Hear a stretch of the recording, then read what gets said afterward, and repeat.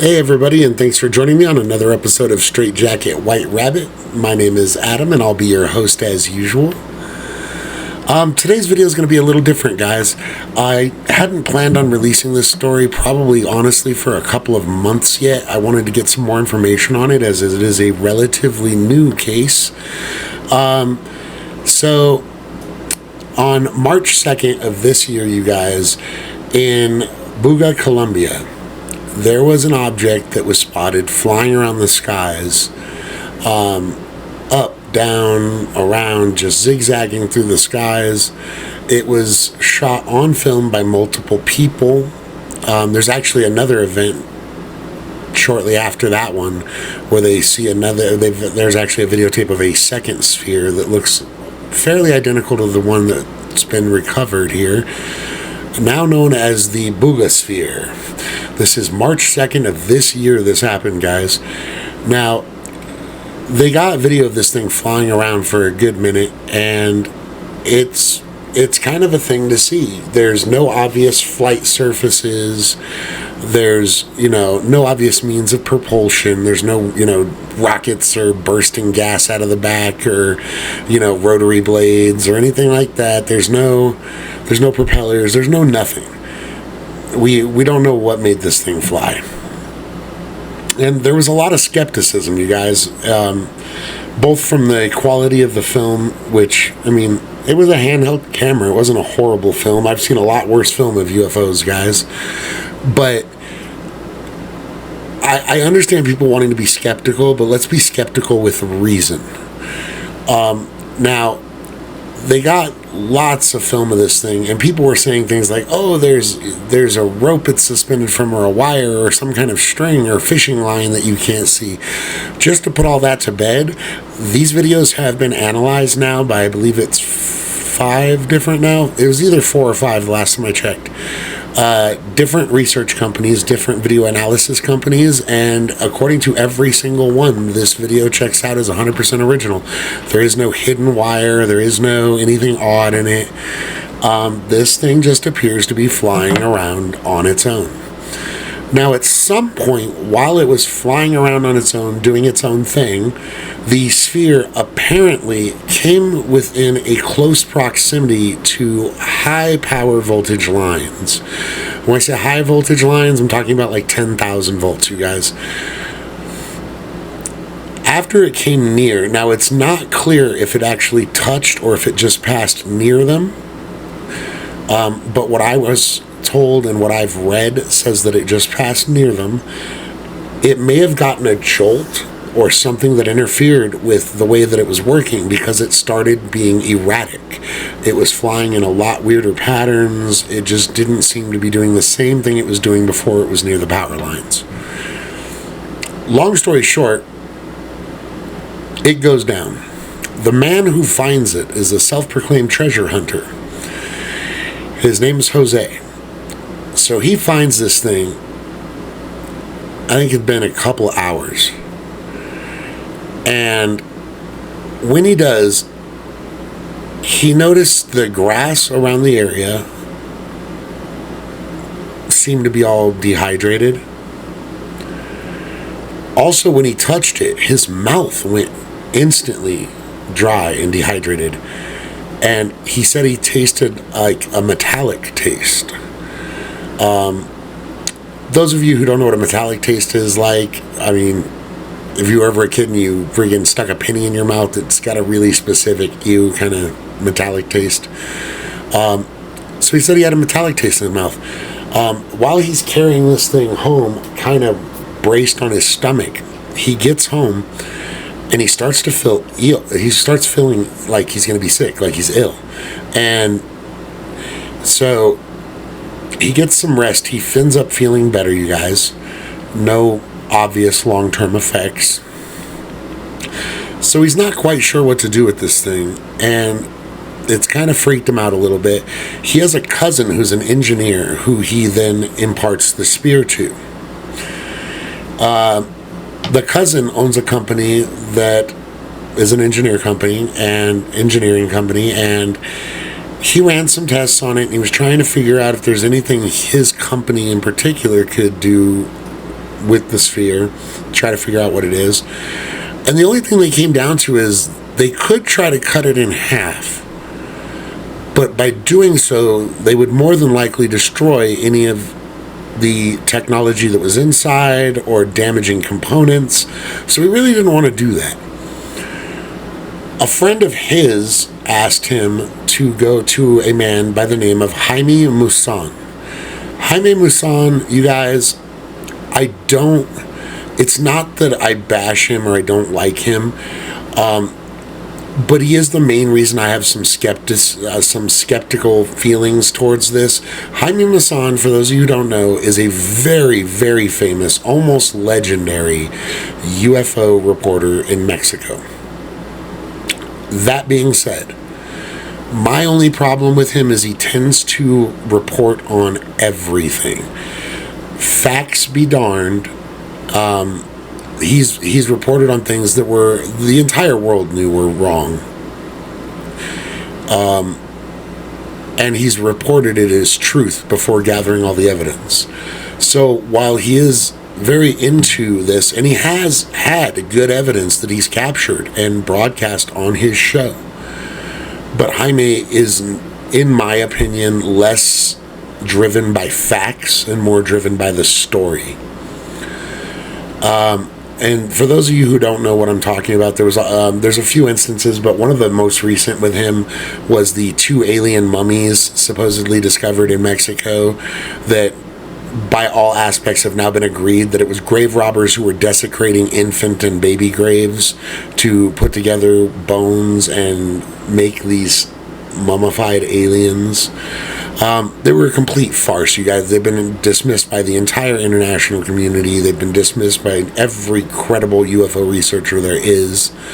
But this is what I'm talking about. He showed up to the press conference with these things and promoted them as being real, basically. You have to decide where you want to draw the line when you're investigating something like this, you guys. If you want to go down the hunches road, I have a hunch, that's fine. I have lots of hunches. What I don't do is come out and say that my hunches are fact. And he sometimes has, in my opinion, he has come out on the world stage one too many times proclaiming something as fact that is shortly then debunked. So that's my whole skepticism on why I wasn't going to do this story. I'll explain why I am doing it now here in a moment, but I just kind of wanted to get into that. So his cousin David, the engineer, gives this thing over to Jaime after some discussion because he doesn't know what to do with it without destroying it, and he wants to get it tested. Jaime does a great thing, in my opinion, this time. I'm very, very grateful for the fact that he did what he did, and he turned it over to the largest university, you guys, in Latin America, the Autonomous University of Mexico, UNAM. Now, this is a very credible institution by all standards. I mean, it is the largest. It's the largest one in Latin America, so I mean, it's fairly credible in their country. Now, they've done multiple tests on it. They've been testing it for a long time, but something I want to get to first is one of the things, people are like, well, how can we get so little information? Because it's been months and months. You guys, at one point, the sphere changed its weight. When they originally found this sphere, you guys, it weighed something around 2 kilograms, which is roughly 4.4 pounds. Okay, 4.4 pounds. Not a lot of weight, not very heavy. Okay, cool.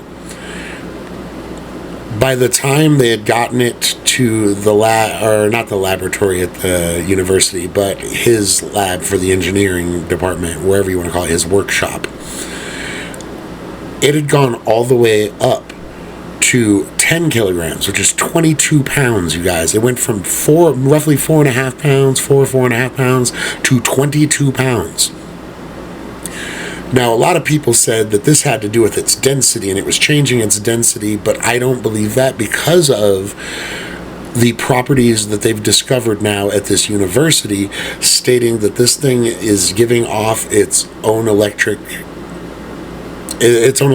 basically. And the way that it's doing this, they believe, could be linked to some kind of anti-gravitic, like, propulsion system, anti-gravity. Which, if it has anti-gravity, it wouldn't necessarily be changing its mass to change its weight. So people who were coming out at first and saying that this thing was changing its density isn't necessarily true. Just because its weight changed doesn't mean its density changes.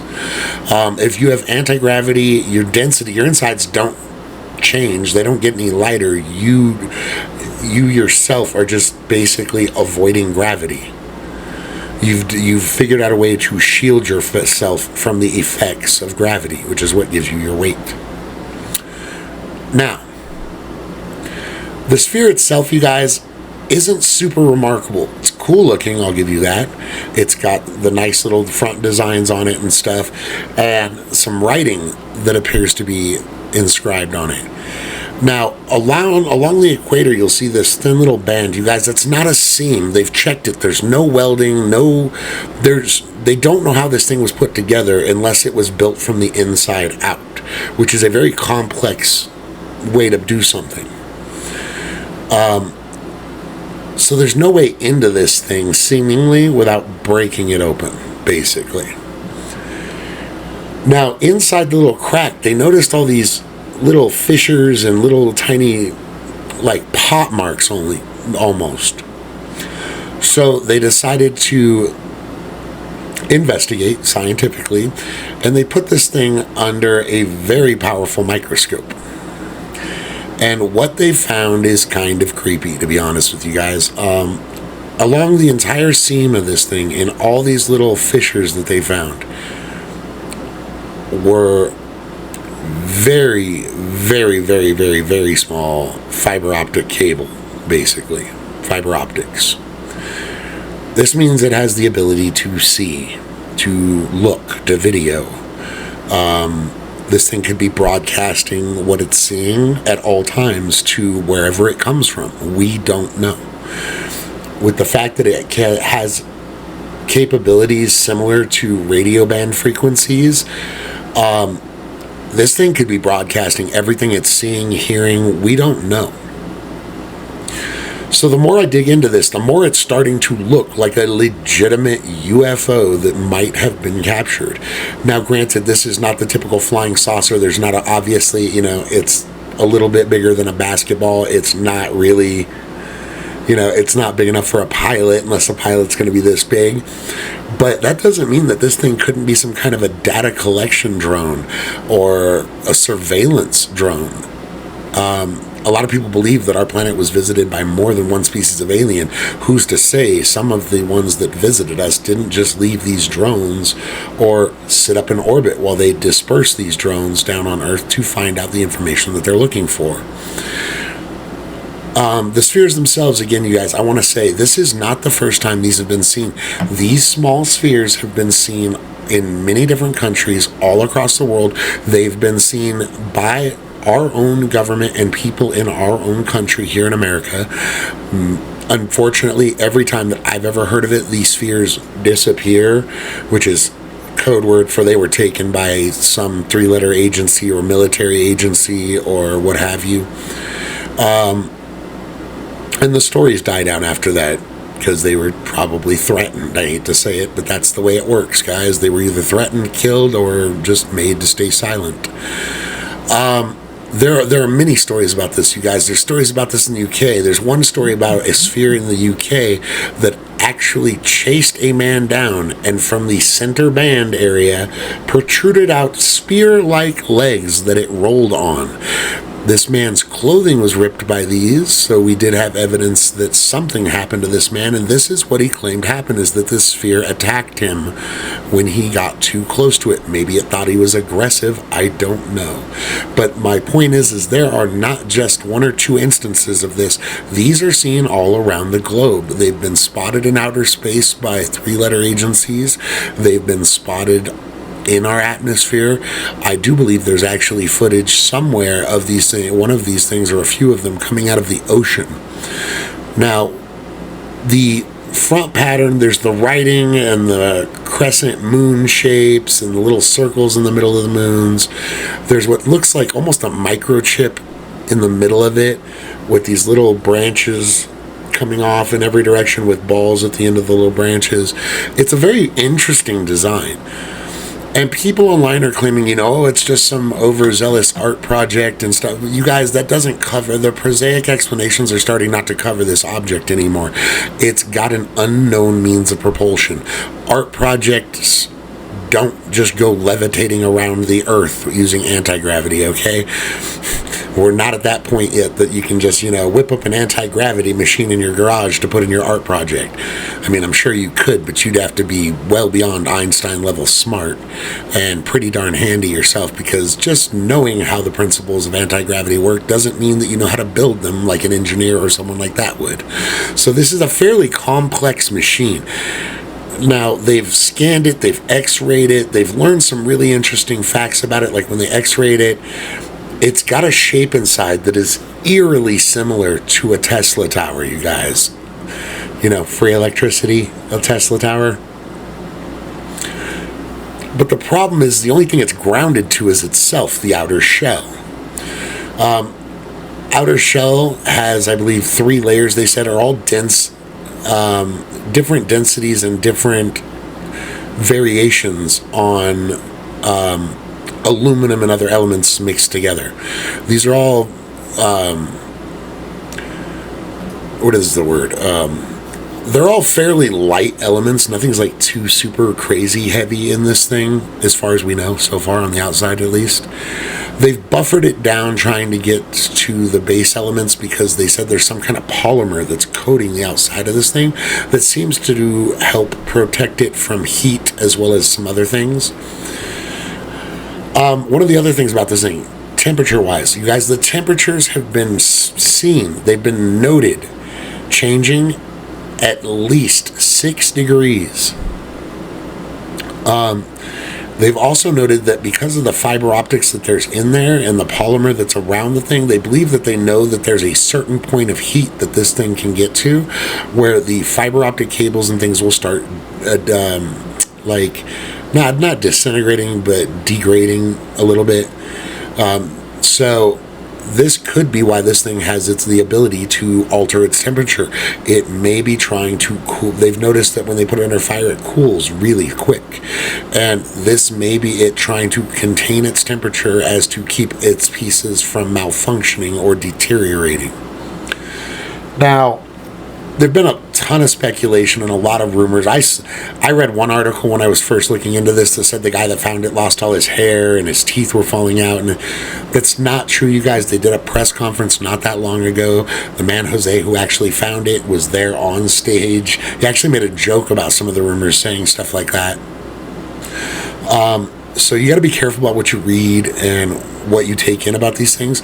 But the point is this thing is getting more and more credibility. There are actually credible ufologists and scientists and even members of politics who are now giving this sphere a serious second look.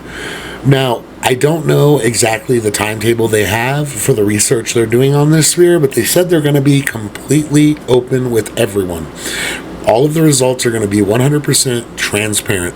So if they keep their word, this will be an interesting case to follow, you guys, to try to follow along and see what comes of this. I don't know as of now what their plans are of it, but now I'm going to get into why I broke into this story early, you guys. I broke into this story early because there were unconfirmed reports, grant you, but still reports, that multiple men dressed as Mexican police officers tried to gain access to the vault where the object is being kept, presumably to steal the sphere. Now, a lot of people are wary because this did come from, I believe, Jaime Maussan's organization. And as I said, he is a little notorious for being over-exaggeratory and jumping the gun on things. But, and this is a big but, but hear me out. You guys, this is not all that crazy. As I told you, there have been spheres spotted here and purportedly actually captured here, but they all disappear, and it's usually by some kind of official government agent. So it is not beyond the realm of possibility that there could be multiple agencies trying to get their hands on this thing right now who would probably stop at very little to actually accomplish their goal. This thing is being kept on lockdown. They're not even getting into the specifics of where exactly it's being locked up at, or for how long, or when they're moving it. They're trying to keep everything very hush-hush on that count. But the good thing, like I said, is they are coming forward with transparency and giving us the results of the tests that they run and letting us know what's going on. Now, my question to you is do you think that this is an art project or some kind of fancy, US drone? If so, I don't see why we'd put those markings on it, or any other country for that matter, that's not any language that we understand or know. It's not any common language on Earth. So why would we put those symbols on it if it was from one of our countries? Is it by chance a misinformation or disinformation campaign? Was it made to appear that way? Maybe we back-engineered enough equipment on these craft that we've captured over the years to be able to do the anti-gravity spheres like these. You never know with our government, guys. There's so much disinformation being sent from one person to another person. Half the people who are spreading disinformation don't even know they're spreading it because they were fed the disinformation by an agent of the state. Now, if you don't think it's some kind of an art project, or you don't think it's a misinformation or disinformation tool, that only really leaves a couple options, and one of which is it is either extraterrestrial or interdimensional. And at that point, with all the fiber optics and everything, what do you think this thing was recording? What do you think these things are here for, to study, to look at? Are they just observing our world? Remember, this is found in Buga Columbia. This is not downtown LA or New York or a nuclear facility. This was fairly out in the middle of nowhere. I mean, as world standards goes, they don't have a huge population there. There's not, or at least not in that town. So what was it doing there? Was it just citing different things? Maybe they're cataloging different species of Earth fauna and flora. Maybe they're cataloging different animals. I really don't know, but I'd be interested to hear what you think these things are here for, if they're indeed extraterrestrial or extra-dimensional. Now, that being said, I do have a fear that this thing is going to end up vanished, you guys. I really hate to say this, but I'm almost calling it. I really hope it doesn't. But I think one of two possibilities that could happen to this thing is, one, it's replaced with a similar shell item. Wouldn't take much to make a similar outside shell and then just be like, we opened it and there's nothing in it. We don't know what was going on. They could just basically playing the old swap game, which one's it on? Oh, look, yeah, here it is. We have the real one over here. Or I think that it is a strong possibility that this thing could just up and disappear. People don't understand how often this happens with things that have to do with UFOs or parts of history that we're trying to keep hidden. The Smithsonian's been blamed for hiding so much things throughout history. It's ridiculous. Pretty much since the invention of the Smithsonian, they've been accused of hiding relics of history.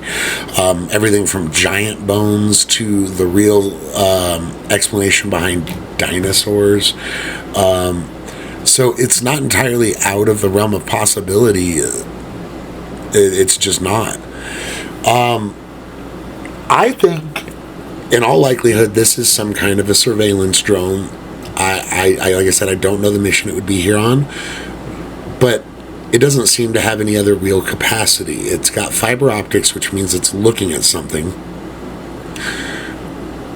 if you can look at something, my guess is we'll find that this thing has some kind of acoustic ability or ability to hear or record or something along those lines. Even the smallest scratches, the tiny little scratches in the surface of this thing in certain areas, you guys, they're realizing were done deliberately. Because people have noticed, well, they look like these tiny little light scratches you can see all over it. They are all done deliberately. All the markings on this thing seem to be done deliberately. Now, I don't want to go much further into speculation about it, just because of the fact that I don't have all the information yet. I'm still waiting for the study, you guys. I just wanted to break out with this story because of the fact that I want to do it before there's a chance that this thing could vanish forever. I hope it doesn't, and I think we should all hope that it doesn't, just so that we get the answers we want. And like I said, I'm not 100% on this yet. I don't know if this is extraterrestrial or extra-dimensional. I don't see a lot of other options unless somebody on this planet has figured out a way to make a useful form of anti-gravity that was on full display on camera flying around. But I just don't know yet. I'm not ready to do the 100% I know it's extraterrestrial or extra-dimensional. I'm right on the cusp. But I do believe that it could be. It very well could be. And like I said, they had the press conference. Even Stephen Greer, one of the most popular ufologists recently, at least on video. He has tons of documentaries people watch. Even Stephen Greer was there supporting this, saying, he said roughly the same thing I said. He doesn't know if it's extraterrestrial, but he is hoping, and it is looking good that it could be. He said that he actually had a Green Beret that he knows tell him that on a mission that he was on, he was led into some cave systems where he was exposed to and shown some, we'll say, advanced technology from what he believed was alien race. Now, one of these was this weird alien tablet, supposedly, and above the tablet it showed these black drawn letters of some unknown language. Right before Stephen Greer went to this press conference, he was contacted by this Green Beret who told him that after seeing the sphere, that he recognized the symbols instantly as being, some of them being the exact same symbols he saw, like actually displayed from that alien tech in the cave where he was at. Now, Dr. Stephen Greer says that he has certain people looking in to verify the story of this Green Beret, and more power to him, get the verification before he put out the rest of the story. But he did say it at this press conference that this man had told him that on one of his missions he encountered alien tech that had the same writing as what's on the Buga Sphere. So if this sphere is real and the writing is real and it is alien, this could be a very, very major breakthrough, you guys. So for now, this is going to be me signing off, wishing all of you a fabulous night, and I'll see you next time. Later.